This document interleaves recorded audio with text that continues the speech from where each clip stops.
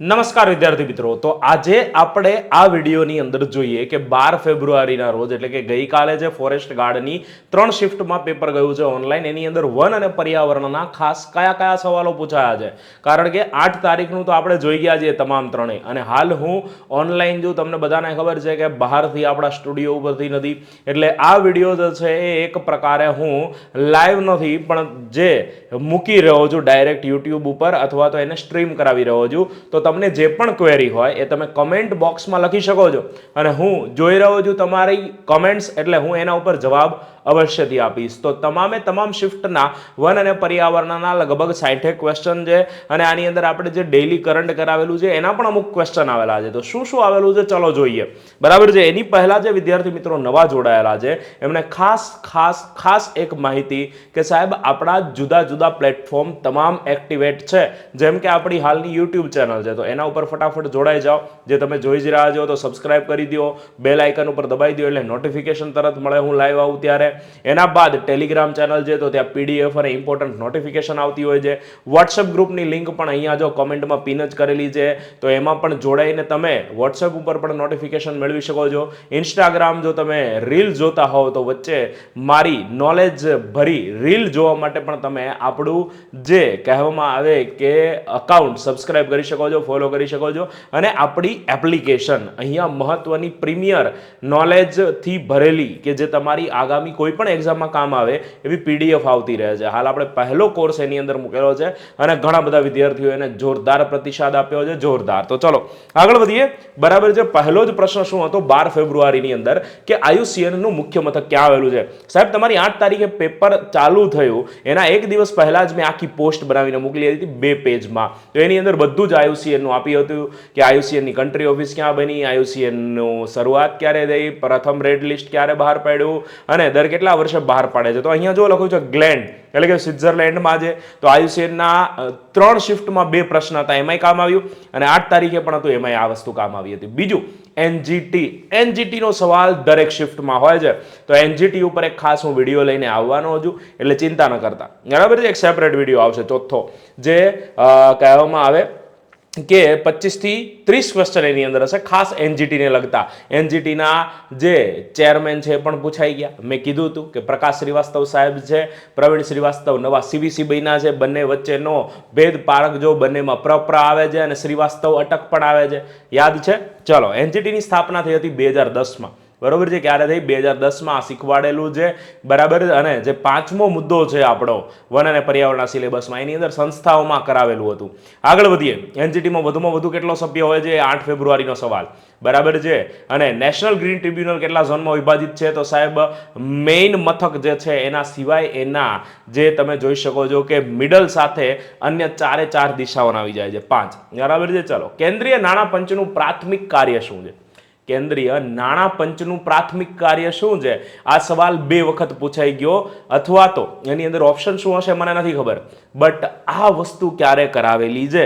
તો આ વસ્તુ આપણે જે કહેવામાં આવે કે જાન્યુઆરીનું કરંટ અફેર્સ જોયું, જેની અંદર 16માં નાણાં પંચના નવા સદસ્યો બન્યા, એમાં ખાસ આ પ્રશ્ન લીધેલો હતો. એના સિવાય 16માં નાણાં પંચના અધ્યક્ષ જે છે 31 ડિસેમ્બરના રોજ 2023માં રાષ્ટ્રપતિએ નિમણૂક કરી, અરવિંદ પનાગરિયા સાહેબ. તો ત્યારે કીધું હતું, અહીંયા એનું પ્રાથમિક કાર્ય લખ્યું છે કે સાહેબ કેન્દ્ર સરકાર અને રાજ્ય સરકાર વચ્ચે જે નાણાકીય સંસાધનોનું વિતરણ છે એ કેવું હોવું જોઈએ? કેન્દ્ર અને રાજ્ય વચ્ચે નાણાકીય સંસાધનો છે એની વહેંચણી કરવાનું કામ છે. આ વખતે કંઈક 42%માંથી 41% કર્યા ગયા નાણાકીય પંચ કરતા, તો 1% ઘટાડીને જમ્મુ કાશ્મીર અને લદ્દાખમાં બધા સંસાધનો સ્થાપવામાં આવશે.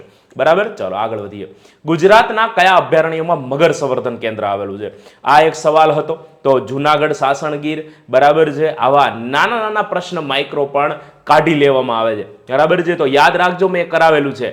ગુજરાતમાં કાચબા ઉછેર કેન્દ્ર ક્યાં આવેલું છે? તો હાથબ કાચબા ઉછેર કેન્દ્ર ભાવનગર. બરાબર છે. ચલો, એના બાદ IRV 2020. તો સાહેબ આપણે રાઇનો વિશે બધું ભણેલા છીએ.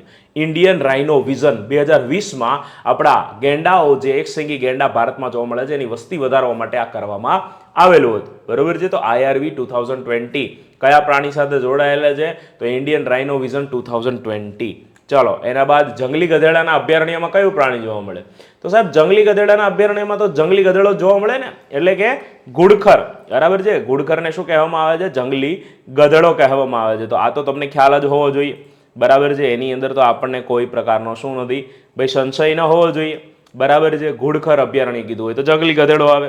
ઘુડખર, પટ્ટીવાળી ગરોળી અને સિંહ, માત્ર આ 3 પ્રજાતિ ગુજરાતમાં જ જોવા મળે છે, બીજે ક્યાંય નહીં. બરાબર છે. JFM નું ફૂલ ફોર્મ જણાવો. 7મો પ્રશ્ન હતો. તો JFM નું ફૂલ ફોર્મ છે ભાઈ જોઈન્ટ ફોરેસ્ટ મેનેજમેન્ટ. ક્લિયર. આગળ વધીએ. 8મો સવાલ હતો, વાતાવરણની તમામ ઘટનાઓ કયા આવરણમાં અનુભવવામાં આવે છે? તો ક્ષોભ આવરણમાં વાતાવરણની તમામ ઘટનાઓ અનુભવાય છે. બરાબર છે, આ સવાલનો જવાબ આવે. બરાબર છે, આ વિષુવવૃત્ત ઉપર, એના બાદ જે કહેવામાં આવે કર્કવૃત્ત કે મકરવૃત્ત ઉપર, અને એના સિવાય 90 ડિગ્રી ઉપર, એટલે કે ઉષ્ણકટિબંધીય, સમશીતોષ્ણ અને શીત સમશીતોષ્ણમાં આનું પ્રમાણ કેટલું હોય છે? તો શીત સમશીતોષ્ણમાં ક્ષોભ આવરણ 8 કિલોમીટર હોય છે. એના બાદ જે સમશીતોષ્ણમાં 12 હોય છે અને વિષુવવૃત્તની અંદર 16 હોય છે. એવરેજ 10 કિલોમીટર, જો કોઈ પણ ન પૂછ્યું હોય તો. આવી રીતે GCRTમાં પણ જઈ ધ્યાન રાખજો. આગળ વધીએ. એસિડ વર્ષા એટલે શું? એસિડ વર્ષા એટલે કે સાહેબ જે આપણા હાલના જે ઉપર વાદળો છે એ પાણીથી બનેલા હોય, H2O થી. બરાબર છે, અને એની સાથે સલ્ફર ડાયોક્સાઇડ વાયુ આપણને આપી દીધેલો છે. તો કયો વાયુ ઉપર ભાઈ ભેગો થાય છે તો એસિડ વર્ષા આવે છે? અહીંયા બ્લેન્કમાં તમને વાયુ પૂછેલો છે, તો ઉપર તમે જાઓ. બરોબર છે, તો નાઇટ્રોજનના ઓક્સાઇડ NO2, નાઇટ્રોજન ડાયોક્સાઇડ અને સલ્ફર ડાયોક્સાઇડ. જો તમે સલ્ફર ડાયોક્સાઇડ ઉપર જાય છે અને એ પાણી સાથે ક્રિયા પ્રતિક્રિયા કરે છે, તો H2SO4 એટલે કે સલ્ફ્યુરિક એસિડ, અને NO2 જાય છે અને પાણી સાથે ક્રિયા પ્રતિક્રિયા કરે છે, તો જે એસિડ આવે છે એ HNO3 એટલે કે નાઇટ્રિક એસિડ આવે છે. આ વસ્તુ કરાવેલી છે ક્યાં? પહેલા જ. બરાબર છે, પહેલા લેક્ચરમાં પણ કરાવી હતી આપણા કાર્બન ચક્રમાં, એમાં એવું હતું, અને પછી પ્રદૂષણમાં તો ખાસ આવ્યું હતું. તો એસિડ વરસાદ આવી રીતે થાય છે ભાઈ, સલ્ફર ડાયોક્સાઇડ પ્લસ આ વાયુ અહીંયા આપેલો છે. બરાબર છે, તો એની અંદર ઓક્સિજન હોય છે, H2O હોય છે. બરાબર છે, તમારે જે ઓપ્શનમાં હોય તમે કહી શકો છો. એના બાદ પ્રાણીઓમાંથી કાર્બન વાતાવરણમાં કઈ રીતે આવે? પહેલો જ ટોપિક આખો 3 કલાક ઉપર લીધો છો કે સાહેબ પ્રાણીઓની અંદર સાયકલ આવે આખી. બરોબર છે, કે ભાઈ પ્રાણીનું વિઘટન થાય, અને પ્રાણીનું જે વિઘટન જે છે એની અંદર આ જે કાર્બનિક તત્વો જે છે એ કઈ સાયકલમાં આવશે? તો વિઘટનની સાયકલમાં આવશે. બરાબર છે. એના સિવાય સાહેબ કાર્બન ડાયોક્સાઇડ પણ એક ગ્રીન હાઉસ ગેસ વાયુ છે જે પ્રાણી ઉચ્છ્વાસ લે છે. આપણે બધા પ્રાણીઓ જ છીએ, અન્ય પ્રાણીઓ પણ શ્વસન ક્રિયા કરે છે, તો એમના ઉચ્છ્વાસમાંથી પણ નીકળે છે, એમના જે મળમૂત્રમાંથી પણ CH4 મિથેન મળે છે, એમના જે કહેવામાં આવે કે કોહવાવાથી જે કાર્બનિક કચરો છે એમાંથી પણ કાર્બન નીકળે છે, ઘણી બધી રીતે નીકળે છે. બરાબર. CH4 નું પૂછાઈ ગયું. મિથેનનો મૂળભૂત સ્ત્રોત કયો? તો ડાંગરના ખેતર. એના બાદ પ્રાણીઓની ચયાપચયની ક્રિયા, તો જે ગેસ પ્રાણીઓમાંથી નીકળે છે એ પણ આનો જ ભાગ છે ભાઈ. આગળ વધીએ. બરાબર, તો આ પણ કાર્બનની સાયકલ મેં કરાવેલી છે પહેલા જ ટોપિકની અંદર, એમાં આવી ગયું હતું. એના બાદ આપણે જોઈએ જૈવ વિવિધતા હોટસ્પોટ. સાહેબ આ પ્રશ્ન પણ કરાવેલો છે 4થા નંબરના ટોપિકની અંદર. તો સાહેબ પર્યાવરણના 5 ટોપિક જો ન જોયા હોય તો હજી ખાસ જોઈ લ્યો, તક છે. બરાબર છે, 20 કલાકના કરાવેલા છે, એકદમ ફ્રીમાં આપેલું છે. જેને ખબર પડી ગઈ છે કે સાહેબ ફ્રી છે પણ સોનું છે એ જોઈ લીધું છે, અને બાકી જેને એમ લાગે છે કે આ તો ફ્રીમાં છે, અમારે તો કોર્સ કરેલા છે, તો સાહેબ એ મોંઘા કોર્સ તમને મુબારક, પણ અહીંયા પણ અમે કરાવેલું છે. બરોબર છે, જેટલું કરાવેલું છે 20 કલાકનું છે. વિચાર કરીને એક વખત રિવિઝન ખાસ કરી લેજો. તો દુનિયાની અંદર હાલની સ્થિતિમાં 36 હોટસ્પોટ છે જે વિશ્વની 90%થી વધારે જૈવ વિવિધતા ધરાવે છે. એમાંથી 4 હોટસ્પોટ ભારતમાં છે. બરાબર છે, અને ભારતની અંદર જે કહેવામાં આવે કે ભારતમાં કે તમામ જે આ હોટસ્પોટ છે, બરાબર છે, એની આપણે વાત કરી કે વિશ્વમાં સૌથી મોટું ઉષ્ણકટિબંધીય એન્ડિસ, અને ભારતમાં આવેલા 4, એમાં પ્રદેશ સાથે મેં કોષ્ટક આપેલું હતું. આ પશ્ચિમ ઘાટ અને શ્રીલંકા દક્ષિણ એશિયામાં, હિમાલય દક્ષિણ એશિયામાં, ઇન્ડો બર્મા દક્ષિણ એશિયામાં, સુંડાલેન્ડ દક્ષિણ પૂર્વ એશિયા અને એશિયા પેસિફિકમાં. બરોબર છે.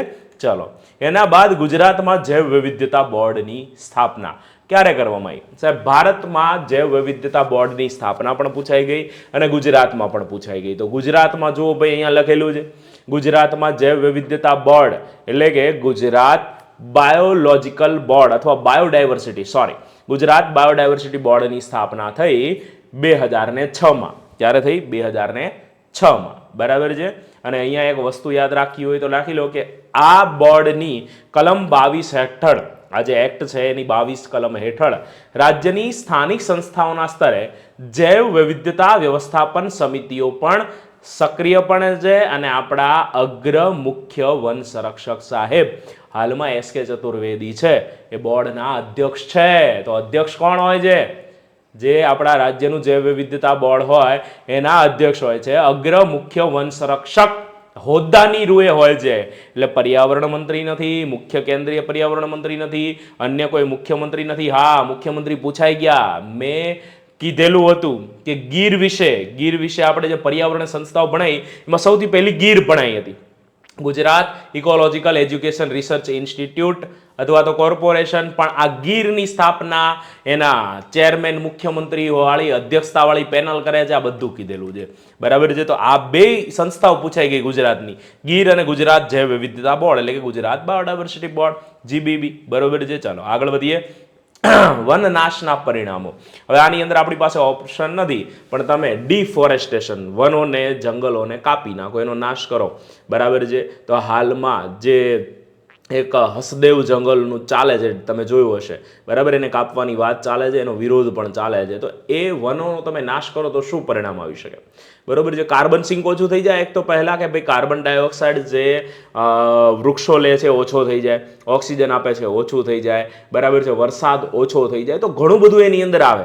તમે પર્યાવરણ સંપૂર્ણ ભણ્યા હોય તો લોજિકથી આ જવાબ આવડે. આગળ, ગુજરાતમાં ખિસકોલીની કઈ પ્રજાતિ જોવા મળે છે? તો હવે જનરલી જે પેલી ભગવાન રામને રામ સેતુ બનાવવા માટે એમની આંગળીઓ એમના ઉપર જેવું કહેવાય છે, એ સામાન્યપણે બધે જ ભારતીય ખિસકોલી જોવા મળે છે, જે તમને નીચે જોવા મળે જમીન ઉપર અને વૃક્ષ ઉપર પણ જોવા મળે. બટ એક ખાસ પ્રકારની આપણે ત્યાં ખિસકોલી જોવા મળે છે રતન મહાલ અભયારણ્યની અંદર. ઉડતી ખિસકોલી. જનરલી ઉડતી નથી, પણ પેલું સલમાન ભાઈનું એક મૂવી આવ્યું તો એમાં એવું પેરાશૂટ પહેરીને ઉડે છે ને, એવું શૂટ આની અંદર લાગેલું છે. એના પગ ને બગ બધું જોવે એમ એકબીજા સાથે જોડાયેલું છે. એટલે ઉડે એટલે હવામાં થોડી સમય હોલ્ડ કરી શકે, એટલે એક પ્રકારનો કૂદકો મારે છે અને આપણને એમ લાગે ઉડે છે. બટ ગુજરાતમાં ખિસકોલીની આ એક ઉડતી પ્રજાતિ રતન મહાલ અભયારણ્યમાં જોવા મળે છે, યાદ રાખજો. બરાબર છે. હવે એક સવાલ હતો, ગીર ખાલી જગ્યાનું એકમાત્ર નિવાસ સ્થાન છે. તો સાહેબ, ગીર એશિયાટિક લાયનનું એકમાત્ર નિવાસ સ્થાન છે. બરાબર છે. એની અંદર અન્ય એવી અમુક પ્રજાતિઓ હોઈ શકે છે, બટ હાલમાં આપણી પાસે ઓપ્શનમાં સિંહ જ હોવો જોઈએ. બરાબર. તો સિંહનું એકમાત્ર નિવાસ સ્થાન છે. એના બાદ તહેરી ડેમ કઈ નદી ઉપર છે? તો યાદ કરો ટોપિક 5.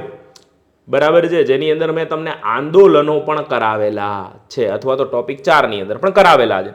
હમણાંની જ વાત છે. બરાબર છે. આપણી નવી ચેનલ અધિકારી ચાલુ થઈ એની અંદર તહેરી ડેમ કઈ નદી ઉપર આવેલી છે? ભાગીરથી નદી ઉપર. અને આ તહેરી ડેમ ભારતનો સૌથી મોટો ડેમ છે. અને આને લીધે જે પાછળના ગામડાઓ ડૂબી જવાનો ભય હતો કે પર્યાવરણને નુકસાન હતું, એના માટે સુંદરલાલ બહુગુણા ચિપકો આંદોલનના પ્રણેતા, એમના વાઇફે શરૂ કરવામાં આવ્યું હતું. બરાબર છે. તો આ ચિપકો આંદોલનના પ્રણેતાએ તહેરી ડેમનો વિરોધ પણ કરેલો હતો. બરાબર. તો 1990માં ઉત્તરાખંડમાં તહેરી નજીક તહેરી ગઢવાલ ભાગીરથી નદી ઉપર આ કરાવેલું છે. એનો સ્ક્રીનશોટ છે કે ભાઈ આ જ લખેલું છે, આપણે જ ભણાવ્યું ત્યારે. તો ભણ્યા હોય તો આવી જાય ને મોજ. બરોબર છે કે સાહેબ પૂછાઈ ગયું. ઘણા બધા વિદ્યાર્થીઓના મેસેજ આવે છે, કોલ આવે છે કે સાહેબ આપણે કરાવ્યું એમાંથી ઘણું આવ્યું છે. અને આ વસ્તુ મને સંતોષકારક રીતે અહીંયા હું જે વેકેશનમાં ફરવા આવ્યો છું એમાં થોડુંક ફરવા માટે પણ મને અલાઉ કરે છે કે ના, આપણી જવાબદારી પૂર્ણ થઈ જાય. ચલો પછી શું હતું ભાઈ? પ્રદૂષકની વ્યાખ્યા. બરાબર છે. પ્રદૂષક કોને કહેવામાં આવે? પોલ્યુટન્ટ. જે પ્રદૂષણ કરે એ પ્રદૂષક. તો હવામાં તે કોઈ પણ ફોર્મમાં ઉપલબ્ધ હોઈ શકે છે, સોલિડ, ગેસીસ, લિક્વિડ. અને આના લીધે જે આપણું શું શું થાય છે, તો એને પણ ક્રિયા પ્રતિક્રિયાની વાત કરી હતી. ફોગ એટલે કે ભાઈ ધુમ્મસ થાય છે, ધુમાડો થાય છે, ફોગ થાય છે. બરાબર છે. સ્મોગ થાય છે, સ્મોક થાય છે. આ બધું ભણી ગયા છીએ ટોપિક નંબર 2 પ્રદૂષણમાં. જળચર નિવસન તંત્રમાં ઉગતો છોડ. એના માટે કોમન નામ છે કે જે એક્વાટિક પ્લાન્ટ હોય, એ ચાહે તમારા સમુદ્રમાં હોય કે પછી નદીમાં હોય કે તળાવમાં હોય, પ્લાવક કહેવામાં આવે. વનસ્પતિ પ્લાવક. બરાબર છે. હવે એમાં બીજો કોઈ છોડ ખાસ એનું પ્રજાતિનું નામ હોય તો એ અલગ વસ્તુ છે, પણ પ્લાવક જો ઓપ્શન હોય તો તમે કરી શકો છો. આગળ, ગીર ખાલી જગ્યા અધ્યક્ષતા બોર્ડ દ્વારા સંચાલિત છે, બરાબર છે. આ ટોપિક 5 વન અને પર્યાવરણને લગતી મહત્વપૂર્ણ સંસ્થાઓ, એમાંથી પ્રશ્ન પૂછાઈ ગયો. Gujarat ecological education research foundation Gir, હજી લખી લો, સ્થાપના પૂછાઈ શકવાની સંપૂર્ણ સંભાવના છે ગીરની, કારણ કે જેટલા પ્રશ્ન બનતા હતા એ બધી આપણે વિચારીને બધા એવી રીતે બનેલા છે, બરાબર છે. તો 1982માં સ્થાપના કોણે કરી? વન અને પર્યાવરણ વિભાગ, બરાબર છે. સોસાયટી રજિસ્ટ્રેશન એક્ટ હેઠળ એક સંસ્થા તરીકે નોંધાયેલું છે. અને એનું સંચાલન કોણ કરે છે? અહીંયા શું કીધું હતું ભાઈ?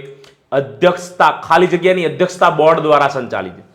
ગીર નામની સંસ્થા Gujarat ecological education research foundation કોઈ એક વ્યક્તિ દ્વારા નહીં, આખા બોર્ડ દ્વારા સંચાલિત છે. અને બોર્ડનું પ્રતિનિધિત્વ કરે છે માનનીય મુખ્યમંત્રી હોદ્દાની રૂએ. તો સાહેબ એ પૂછાઈ ગયું. આગળ વધીએ. વૈશ્વિક પર્યાવરણની કઈ સમસ્યાનું સમાધાન કરવા ભંડોળ રચવામાં આવેલું છે? તો હવે સાહેબ COP28 દુબઈમાં યોજાઈ ગઈ અને એની અંદર લોસ એન્ડ ડેમેજ ફંડ, આપણા વડાપ્રધાને પણ ત્યાં જે છે એ ઘણી બધી પહેલ શરૂ કરી હતી, બરાબર છે. ગ્રીન રાઇઝિંગ યુવાઓ માટે પહેલ હતી, એના સિવાયની એક ગ્રીન પહેલ ચાલુ કરેલી છે, બરાબર છે, કે જેનાથી શું મળશે ભાઈ? એમાં એ લોકોને ખાસ પ્રકારની એક અમાઉન્ટ મળશે, બરાબર છે. તો COP28માં જે ભંડોળ છપાયું છે તો એ ઓપ્શનમાં હશે, તો આ અહીંયા જવાબ એ આવશે. એના બાદ ઇન્ડિયન સ્ટેટ ફોરેસ્ટ રિપોર્ટ મુજબ ઝડપી આગ પકડી લેતા જંગલોનો હિસ્સો ઇન્ડિયન સ્ટેટ ફોરેસ્ટ રિપોર્ટ 2021 કરાવેલો છે. એની અંદર આ પ્રશ્ન પણ હતો, વાંસ કેટલું. એના બાદ કોમન પ્રશ્ન તો હતા જ, ક્યાં કેટલું જંગલ વધ્યું, ક્યાં કેટલું શું વધ્યું. એના સિવાય વાંસનો કેટલો વિસ્તાર છે. એના સિવાય જે આની પહેલા એક પ્રશ્ન પૂછાઈ ગયો, ઓપન ફોરેસ્ટ કેટલા, એકદમ ઘનિષ્ઠ જંગલો કેટલા, સ્ક્રબ એટલે કે જાડી ઝાંખરા કેટલા, મધ્યમ ઘનિષ્ઠ કેટલા, એ બધું પણ હતું. અને એના સિવાય જે આપણા ભરતીના જંગલો વિશે હતું. અને છેલ્લો પ્રશ્ન હતો કે આત્યંતિક અગ્નિની સંભાવના ધરાવે છે દેશના કેટલા ટકા વન આવરણ? તો એનો હિસ્સો છે 22.27%. 22.27%, બરોબર. જો પ્રશ્ન પૂછાઈ ગયો, જેણે આપણા લેક્ચર જોયા છે, મજા. આગળ આ પ્રશ્ન ક્યારે કરાયો હતો? તો ટોપિક નંબર 3, જંગલોના પ્રકારો. ગુજરાતમાં કયું જંગલ આંતર ભરતીવાળા વિસ્તારોમાં જોવા મળે છે? તો ભરતીવાળા વિસ્તારોમાં જે વિદ્યાર્થીએ લખ્યું હતું એની અંદર નીચે લખ્યું હતું કે સાહેબ 3B, 4B, 5A, 6B આવું હતું. તો તમને યાદ હોવા જોઈએ 4 પ્રકારના જંગલો છે આપણા. 3B એટલે દક્ષિણ ભારતીય ભેજવાળા જંગલો છે, ખાલી ડાંગ, નવસારી, વલસાડ, સુરત, ભરૂચમાં જોવા મળે છે. 4B સ્વેમ્પ અથવા ભરતીના જંગલો, જે આપણા ભરતીના જંગલોનો આખો એક અલગ લેક્ચર છે, બરાબર છે. એની અંદર પણ કરાવેલું છે કે ક્યાં ક્યાં જોવા મળે છે, બરાબર છે. જે ટોપિકની અંદર જ આવી ગયો, બરોબર છે. આપણા ટોપિકની અંદર જ જંગલોના પ્રકારમાં ટોપિક 3જામાં આવી ગયો છે. તો ભાઈ જોઈ લેજો. 5A દક્ષિણ ઉષ્ણકટિબંધીય સૂકા પાનખર જંગલો, 6B ઉત્તરીય ઉષ્ણકટિબંધીય કાંટાળા જંગલો, બરાબર. ચાલો આગળ વધીએ. તો આ 4B TS1 મેંગ્રુવ સ્ક્રબ અને TS2 મેંગ્રુવ્સ, આ પણ હવે યાદ રાખી લેજો, બહુ ડીપમાં પૂછે છે એટલે, બરાબર છે. તો મેંગ્રુવ્સની જાળી ઝાંખરીને TS1 કહેવાય અને જે ઘનિષ્ઠ જંગલો હોય એને TS2 કહેવાય. 4B તો યાદ રાખવાનું છે. કૃષિ આબોહવાનો પ્રશ્ન હતો. કૃષિ આબોહવાને ઇંગ્લિશમાં કહેવામાં આવે જે આપણું એગ્રી ક્લાઇમેટ ઝોન. તો સાહેબ આ એગ્રી ક્લાઇમેટ ઝોનનો પ્રશ્ન હતો. આપણા ગુજરાતમાં 8 એગ્રી ક્લાઇમેટ ઝોન છે. આવું કંઈક કરાવ્યું હતું આપણે, ઉપર લખેલું છે, દેખાય છે ને અહીંયા, બરાબર છે. એગ્રી ક્લાઇમેટ ઝોન, જો અહીંયા લીટી કરીને હું બતાવું છું. ચલો, બરાબર છે. ચલો આગળ વધીએ. એના બાદ જ્યારે લાકડું બળે ત્યારે હવામાં કયો વાયુ મુક્ત થાય છે? તો જ્યારે લાકડું બળે ત્યારે હવામાં મુક્ત થાય છે ભાઈ કાર્બન મોનોક્સાઇડ. હવે એવું નથી કે ખાલી કાર્બન મોનોક્સાઇડ થાય, એના સિવાય ઘણા થાય, બટ યાદ કરો આ લેક્ચર પ્રદૂષણવાળો ટોપિક બીજો, જેની અંદર કરાયું હતું કે વાહનોમાંથી નીકળતો ધુમાડો, લાકડા, કોલસા અને એના પણ અપૂર્ણ દહનમાંથી કાર્બન મોનોક્સાઇડ નીકળે. અને કાર્બન મોનોક્સાઇડ એક ધીમો ગ્રીન હાઉસ ગેસ વાયુ છે. કેવો છે? અન્ય કરતાં બહુ જ ધીમો. કાર્બન મોનોક્સાઇડ આ રુધિરમાં પ્રવેશે, હિમોગ્લોબિન સાથે જોડાઈ કાર્બોક્સી હિમોગ્લોબિન બનાવે, આ બધું કરાવેલું છે. ચાલો, એના સિવાય સાહેબ આ વખતના પેપરમાં જે નવા વાઘ આંકડા છે 2020ના, એની જગ્યાએ 2015 ઉપર બહુ પ્રેમ છલકાયો છે પેપર સેટરને. તો અહીંયા જો 2015માં ગુજરાતમાં સિંહોની સંખ્યા હતી 523. તો સાહેબ આટલું ડીપમાં પૂછે છે ત્યારે હવે આપણે નવા જે આંકડા છે એની અંદર મેલ કેટલા, ફિમેલ કેટલા, કબ્સ એટલે કે બચ્ચાઓ કેટલા, આ બધું યાદ રાખવું પડે, બરાબર છે. કબ્સ અને સબ એડલ્ટ એટલે કે જે 3 થી 4 વર્ષે સિંહ એક મેચ્યોર થાય એની નીચેના કેટલા? તો 213 હતા ત્યારે, ફિમેલ હતી 201 અને મેલ 109, બરાબર છે. ચાલો આગળ વધીએ. તો આવી રીતે સાહેબ જોઈ લ્યો, હવે ગમે એ પૂછાઈ શકે. સૌથી પહેલી વસ્તી ગણતરી ક્યારે થઈ જુનાગઢના નવાબે? 1936માં. આ લખ્યું 1936માં, બરાબર છે. હવે અહીંયા એવું પૂછવામાં આવે કે ત્યારે કેટલા સિંહ હતા જ્યારે જુનાગઢના નવાબે ગણતરી કરી? 287. એના બાદ 1963માં ગણતરી થઈ હતી ત્યારે 285 હતા, બરાબર છે. તો તમે જુઓ પછી ઘટી 1968માં 177, પછી પાછા ખાલી 3 જ વધ્યા 1974માં 80, બરાબર છે. 79માં 205 થયા, પછી વધતા ગયા, પછી વધતા ગયા છે ભાઈ, બરાબર છે. તો સરેરાશ તમે અહીંયાથી જુઓ છો ને 1974થી આમ તો 1968થી કહેવાય, 1968થી પણ 3 સિંહ વધી ગયા, બરાબર છે. નેક્સ્ટ ઓલામાં તો એવી રીતે વધતા જાય છે, બરાબર. ચાલો, પ્રોજેક્ટ ટાઈગર હેઠળ મેલઘટ વાઘ આરક્ષિત ક્ષેત્રનો સમાવેશ કરાયો. ટાઈગર રિઝર્વનો પ્રશ્ન હશે એ સમજીને જ તમારા માટે એક 50 ક્વેશ્ચનનો આખો લેક્ચર ફક્ત ટાઈગર રિઝર્વ ઉપર રાખેલો હતો. ટાઈગર રિઝર્વ, પ્રોજેક્ટ ટાઈગર અને ટાઈગરની સંખ્યા ઉપર બધું આવી ગયું હતું ભાઈ. ટાઈગર ડે વિશે પણ વાત કરી હતી આપણે, અને એના જુદા જુદા પ્રોજેક્ટ ચાલુ થયા આંતરરાષ્ટ્રીય સ્તરે. પ્રોજેક્ટ 1 2010માં રશિયાની અંદર અને પ્રોજેક્ટ 2 હમણાં ચાલુ થઈ, એની પણ વાત કરી હતી. તો મેલઘટ, બરાબર છે, મેલઘટ પૂછાઈ ગયો હતો, તો તમને બધાને આવડ્યું હશે આઈ હોપ. આગળ વધીએ, બરાબર છે. વાઘ સંરક્ષણ પ્રોજેક્ટનો પ્રશ્ન હતો, એની અંદર પણ આવ્યું હતું. ભારત સરકારે ખાલી જગ્યા પર્યાવરણ ધારો પસાર કર્યો. પર્યાવરણ સુરક્ષા કાયદો 1986, બરાબર. એન્વાયરમેન્ટ પ્રોટેક્શન એક્ટ ક્યારે જાહેર કર્યો? 1986, 1986. આગળ એશિયાઈ સિંહ વિશે સાચું વિધાન. તો એશિયાઈ સિંહ વિશે આપણે બધું કરાવેલું છે. 10 ઓગસ્ટે એનો દિવસ આવે છે, બરાબર છે. એના બાદ સાહેબ જે એશિયાટિક સિંહો છે એ કોઈ પણ સિંહો છે મધ્ય યુરોપના વતની છે, એ બધા હજારો વર્ષ પહેલાં ફાટા પડ્યા હતા. એશિયાટિક લાયનો જે છે એના કરતાં જે આફ્રિકન લાયન્સ છે એ મોટા હોય છે.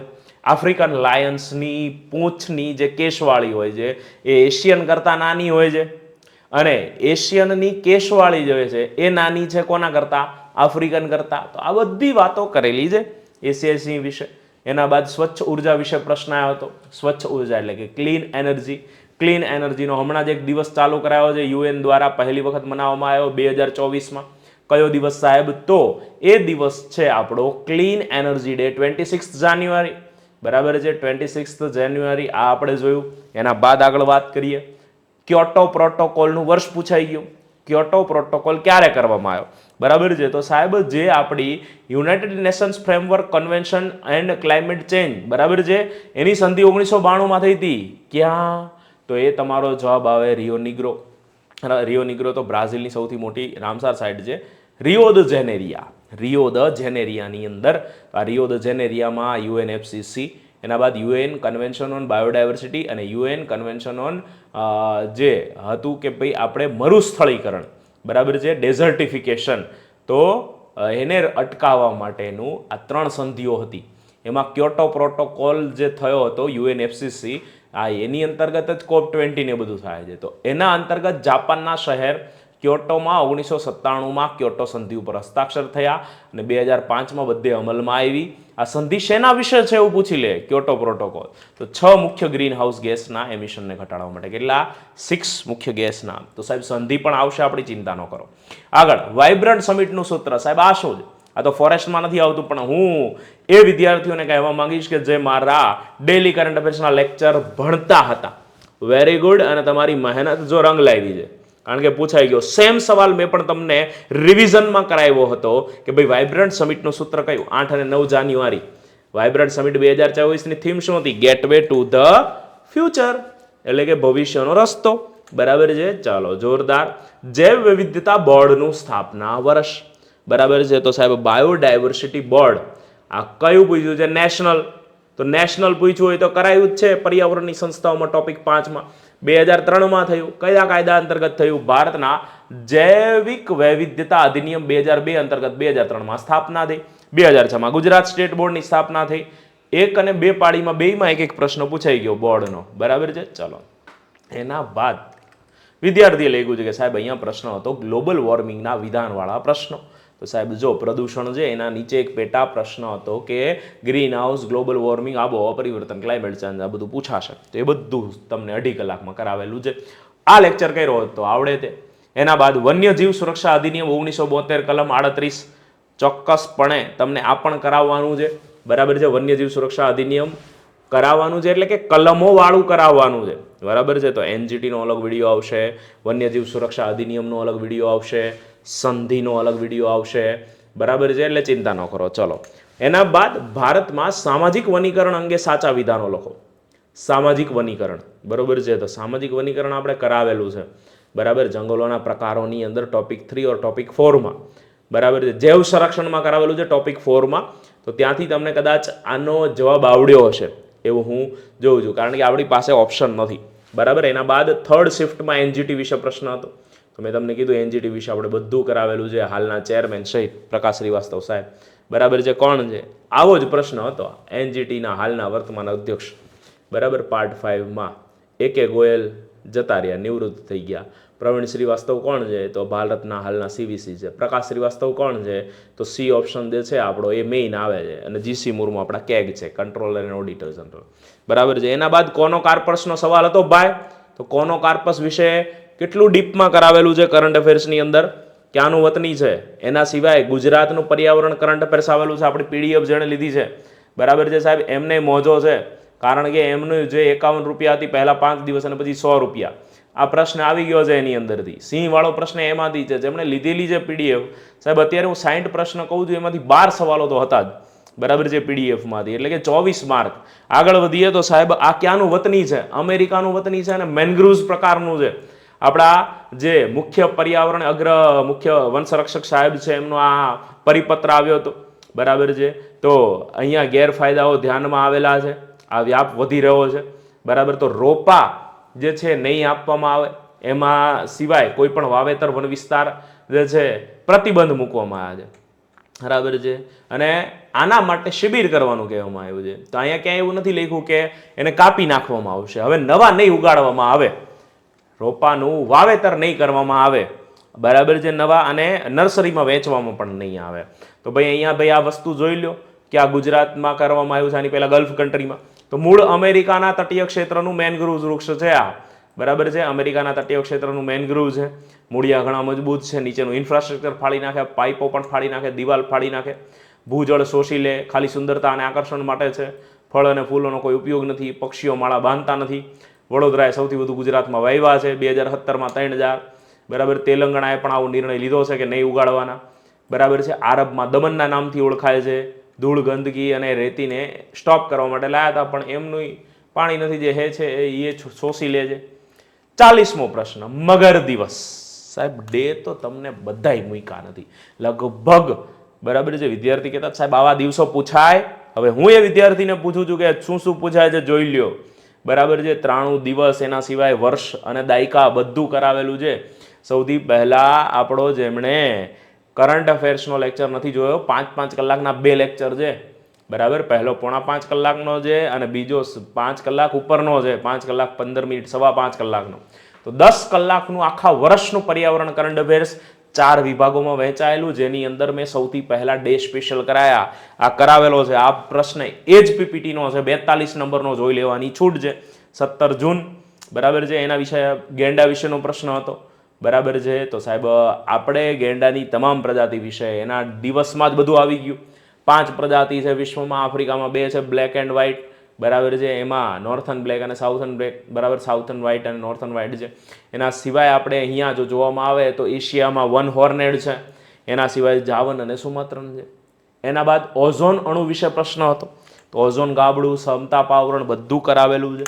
આગળ 44મો પ્રશ્ન, એસિડ વર્ષાનો પ્રશ્ન હતો. સલ્ફ્યુરિક એસિડ, નાઇટ્રિક એસિડ પાછું પ્રદૂષણમાં આવી જ ગયેલું છે. વાતાવરણમાં પ્રાથમિક વાયુ કયો છે? તો વાતાવરણમાં પ્રાથમિક વાયુ સૌથી વધુ નાઇટ્રોજન, એના બાદ ઓક્સિજન, એના બાદ આર્ગોન, એના બાદ કાર્બન ડાયોક્સાઇડ, બરાબર છે. ઉપર જાઓ, વાતાવરણમાં પૂછ્યું છે ને, વાતાવરણની બહાર જાઓ તો હાઇડ્રોજન અને હિલિયમ જ છે વધારે, બરાબર છે. યાયાવાર પક્ષીનો પ્રશ્ન આવ્યો, તો આનો પણ એક અલગથી વિડીયો આવશે. 4 થી 5 વિડીયો અલગથી આવશે. પ્રદૂષકનો પ્રાસો પ્રશ્ન આવ્યો, ટોપિક 2 માંથી ઘણા પ્રશ્ન આવી ગયા. મિથેન ગેસનો મુખ્ય સ્ત્રોત, તો પહેલો મિથેન ગેસનો સ્ત્રોત આવે ડાંગરના ખેતર, ચોખાના ખેતર, GCRTમાં લખેલું છે. એના બાદ બીજો સોર્સ આવે પ્રાણીઓની ચયાપચયની ક્રિયા, આપણે જે ખાઈએ છીએ એ પચે છે અને એનાથી વાયુ મુક્ત થાય છે, બરાબર છે. એ તમામ પ્રાણીઓમાં થાય છે અને એના માટે જ ઓસ્ટ્રેલિયાએ ઊંટને મારવાનો નિર્ણય કર્યો હતો કે ભાઈ પાણી એ વધુ પી જાય છે, મિથેન એ વધુ ભરાવે છે, ગ્રીન હાઉસ ગેસ. તો CH4 નો આ બીજા નંબરનો. એના સિવાય કાર્બનિક કચરો પણ જો હોય, આ બે નો હોય તો કાર્બનિક કચરો. તો કાર્બનિક કચરો જે છે તમારા બાયોગેસના પ્લાન્ટમાંથી સૌથી વધુ મિથેન જ નીકળે 75% ઉપર. આ બધા મિથેન ગેસના જ સ્ત્રોત છે, બરાબર. ચાલો, ગુજરાતમાં સામાન્ય રીતે જંગલો, આવો પ્રશ્ન પૂછાયેલો છે. તો ગુજરાતમાં જંગલોના પ્રકાર 3B, 3A, 4B, 5B, 6B બધું કરાવી દીધું છે આપણે. તો ગુજરાતમાં સામાન્ય રીતે જંગલો, ઉષ્ણકટિબંધીય કાંટાળા, આમ પૂછે તો બરાબર છે. એની અંદર ડીપમાં પૂછે તો પણ કરાવેલું છે. ભારતમાં સામાન્ય રીતે જંગલો કયા જોવા મળે તો ખરાવ, કાંટાળા, બરાબર છે, જે પણ ઓપ્શનમાં હોય. આયુષ્યનમાં શેને લગતી માહિતી હોય છે તો આયુષ્યનમાં વિવિધ પ્રજાતિઓ વિશે હોય છે, બરાબર છે. પ્રજાતિઓને વર્ગીકૃત કરે છે. 9 આ પાછો પ્રશ્ન આવ્યો, બરાબર છે. તો સાહેબ આયુષ્યન વાળું આ પોસ્ટર બે તમારા પ્રશ્નમાં કામ લાગી ગયું, બરાબર છે. યાયાવાર પક્ષી માટે ગુજરાતનું કયું સ્થળ જાણીતું છે તો સાહેબ નળ સરોવર છે, આપણી ખીજડીયા છે, એના બાદ વઢવાણા છે, થોડ છે, બરાબર છે. જે પણ હોય તમે લખી શકો છો. એના સિવાય પણ જો કોઈ હોય પાણી વાળું તો તમે એ આપી શકો છો. ભારતમાં કયું યાયાવાર પક્ષી જોવા મળતું નથી તો યાયાવારના ઘણા હતા, આપણે લાવશું. એના સિવાય પાછું કરંટમાં આવ્યું 2023માં સિટી ઓફ મ્યુઝિક કોને આપવામાં આવ્યું, બરાબર છે. અને તો સાહેબ આ કર્યું તો આપણે યુનાઇટેડ નેશન્સ માટે જે યુનેસ્કોનું ક્રિએટિવ સિટીઝ નેટવર્ક છે UCC એને કરાવ્યું હતું. કેરળનું કયું શહેર નોંધાયું કાઝીકોડ, બરાબર છે. અને એના બાદ મધ્યપ્રદેશનું કયું તો કે ભાઈ ગ્વાલિયર, બરાબર છે. તો ભાઈ કેરળનું જે છે એ સાંસ્કૃતિક સિટીમાં શું કામ આવ્યું તો કેરળના કાઝીકોડમાં સૌથી વધારે પબ્લિક લાઇબ્રેરીઝ છે તો એને સાંસ્કૃતિક રીતે જે કહેવામાં આવે સાહિત્યમાં આપવામાં આવ્યું છે. ટોટલ કેટલી છે 7 છે, બરાબર છે. એની અંદર સાહિત્યમાં આપવામાં આવેલું છે ભાઈ, લિટરેચરમાં કાઝીકોડને. અને ગ્વાલિયરને શું કામ આપવામાં આવ્યું છે તો સાહેબ ગ્વાલિયર જે છે એને કહેવામાં આવે મ્યુઝિક માટે આપવામાં આવ્યું છે, સંગીત માટે. કારણ કે ત્યાં ઘણા બધા ઘરારા છે કે જેમણે સંગીત ગાયા છે તો કરાવેલું છે આ. એના બાદ અહીંયા સુધીના આપણે પ્રશ્નો જોયા જે મોસ્ટ ઓફ આપણે કરાવેલા હતા અને તમને કામ લાગ્યા છે. અને વન અને પર્યાવરણના મને જેટલા મળ્યા છે બધા તમને બતાવ્યા. આમાંથી 90% લગભગ આપણે કરાવ્યા છે. એ યાયાવાર પક્ષીને મૂકી દો, ગુજરાત જૈવ વિવિધતા બોર્ડ મૂકી દો, પણ 90% કરાવેલું છે, બરાબર. તો અહીંયા તમે જુઓ કે હવે શું તો હવે જોડાયેલા રહો આપણી ચેનલ જોડે. ટૂંક સમયની અંદર આવી જ રીતે વિડીયો આવશે સ્ટ્રીમિંગ થઈને, જોઈ લ્યો, મગજમાં યાદ રાખી લ્યો અને પરીક્ષા આપવા જાઓ, બહુ જ કામ આવશે. આ બધી તમારી લાસ્ટ પ્રિપેરેશન માટેનું હવે બધું કન્ટેન્ટ આવવાનું છે, બરાબર છે. તો મળીએ. આપણે તમામ પ્લેટફોર્મ આપણી પહેલી કોમેન્ટમાં પિન કરેલા છે, બધે જ જોડાઈ જાઓ. જ્યાં પણ જ્ઞાન મળે સતત ફોરેસ્ટનું વાંચતા રહો, બરાબર. મળીએ. જય હિન્દ.